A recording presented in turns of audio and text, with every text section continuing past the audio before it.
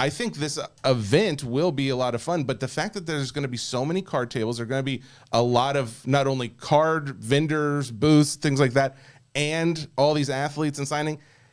If you can only choose one, honestly, it's kind of hard to say, like, why do I go to Cleveland when I could go to New York City and like see Tom Brady or Kevin Hart or somebody like that? Maybe the National is that traditional card show that, there's going to be more card vendors there by a long shot than there will be at Fanatics Fest. Now you bolt on top of that three different trade events sponsored by the National in the space, which Fanatics, they're not going to have that. That's not what their Fanatics Fest is based on. So if you are somebody who is in that universe of the hobby, right, where you want to go and trade your cards with other people, that old, I want to call it traditional hobby, you want to go and look at the vintage cards, you want to go look at the cards and walk around the show and see the cards that are available, like a museum at the corporate section and all that other fun stuff.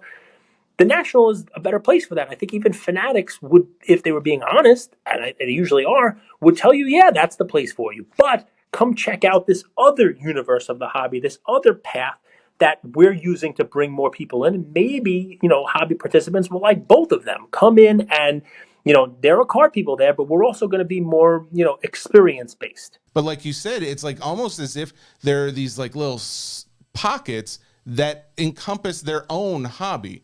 And for some, yep, that includes, baseball cards, like vintage baseball cards.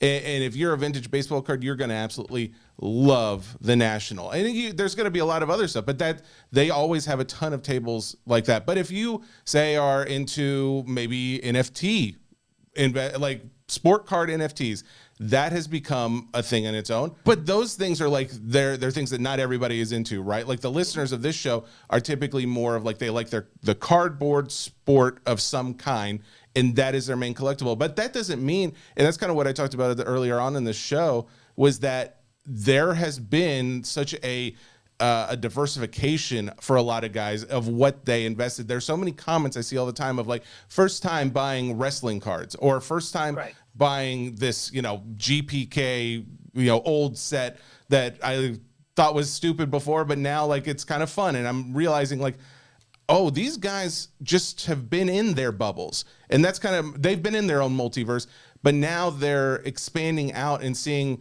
whether that's because of social media, whether that's because of these other events where they're seeing all these guys have more attention being drawn to them by setting up. I don't know what it is that's giving them the idea that I can go and look at this and still be a part of the hobby, but they are.